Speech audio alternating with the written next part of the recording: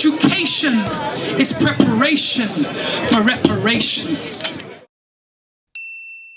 Our final contribution is from Dr. Nora Wittmann, who is the author of a book that some of us know very well and really appreciate, Slavery, Reparations, Time is Now, Exposing Lies, Claiming Justice for Global Survival, an international legal assessment which lays out the assessment of the global illegality of chattel slavery. So Nora Wittmann is an international lawyer, writer, and fashion designer.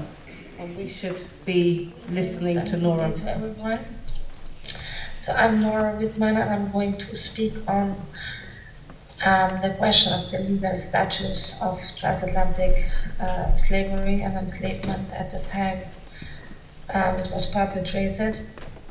It's central to the legal reparations struggle and debate, in the sense that the dominant opinion, accepted international law opinion, up to my research, has always denied reparations on the principal argument that facts in international law have to be judged by the law, by the rules in place, that facts happened. So if it is argued that transatlantic slavery would have been so-called legal, which is what the European enslaver states and entities and reparation negationists have always said, then it would follow that, legally speaking, in international law, reparations would not be due because it was not illegal at that time. So that is what they always relied on. But that argument always did not make sense to me when I was confronted with the facts of what transatlantic slavery and chattel enslavement really was. It did not make sense to me that that could have been legal. If you look at law and at international law and what purpose it serves, and it does not make sense that something like that, when you really know what transatlantic enslavement and chattel slavery was, that could have been legal. So I embarked on a research journey, a PhD journey. I got my PhD with that research, but the reason why I started the research was not to get a PhD, but to show waterproof once and for all that this argument by the ex-enslavers and reparation detractors just doesn't hold, to show that once and for all that it doesn't hold. So, I'm sorry that I cannot be at the conference when it is happening. I have to record a video because I'm just setting up just relocating with my children to Jamaica. And tomorrow, when the conference will be happening in London, here will be them, they will be around. So that is not going to be possible for me, unfortunately, but many thanks to the organizers for putting up this conference and for inviting me.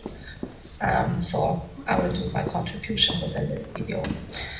So as I have said, that is one of the most fundamental, important rules in international law, the principle of non-retroactivity, that facts always have to be judged by the law that is in place, in force at the time that something happens. If conduct, a behavior, an act is not illegal at the time it happened, there's no violation of international law. If there's no violation of international law, legally speaking, there's no claim to reparations. So that is what they have always said, that it would have been legal because they made all these laws, these code noirs, the French say, and that it was legal, but it doesn't make sense. And we also have to start with a non-Eurocentric perspective on that. That is not even putting the main focus on European laws and only on European laws, but that look into real international law, because before this crime happened, that even up to today is the foundation of this system of European world dominance on many levels that we got to here. That is only because it's built on the foundation and the same structures that were established violently since transatlantic enslavement. I was inspired, of course, also by African reparations scholars like Kofi Malumiklu. And so I tried to, building on that, find as many sources, documents, historical researches on how the African regulations on servile and unfree labor were.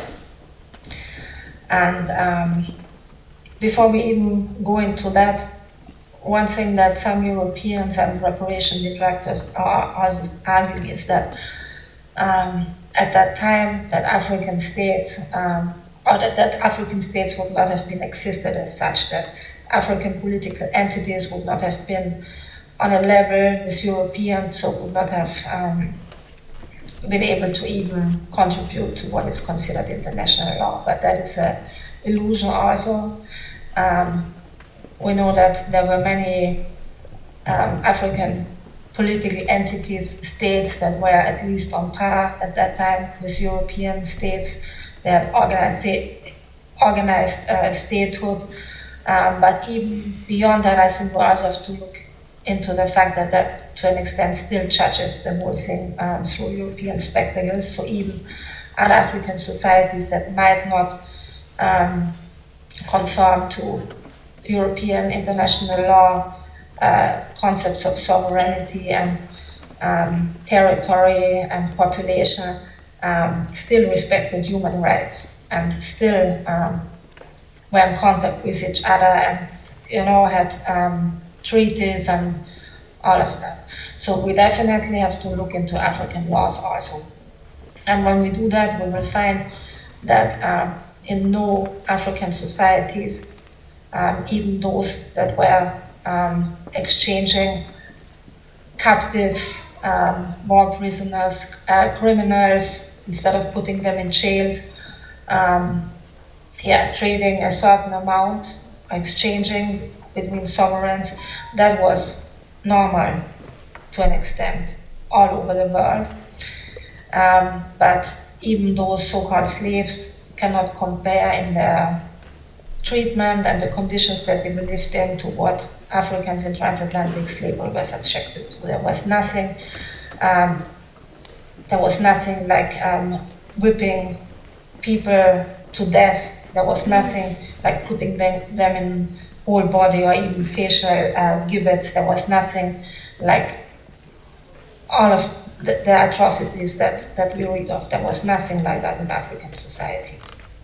And we also have to know that when the Europeans, the Portuguese, started coming to Africa to first kidnap the first Africans to take them to the islands, that they were met with resistance, so they had to kidnap African people. It's not like African people were just there selling them one another like it's sometimes portrayed. So,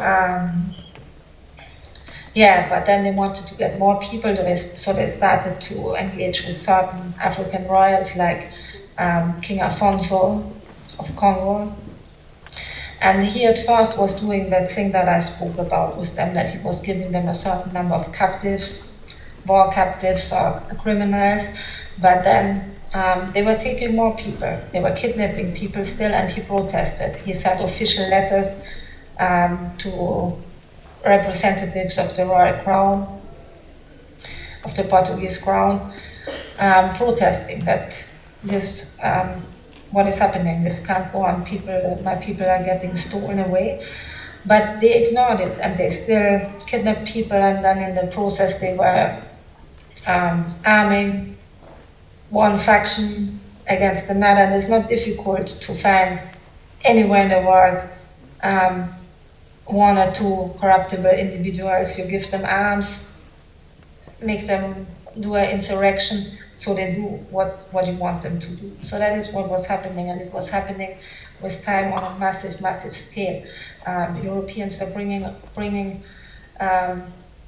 in the 18th century, were bringing hundreds of millions of guns into Africa for the sole purpose of getting.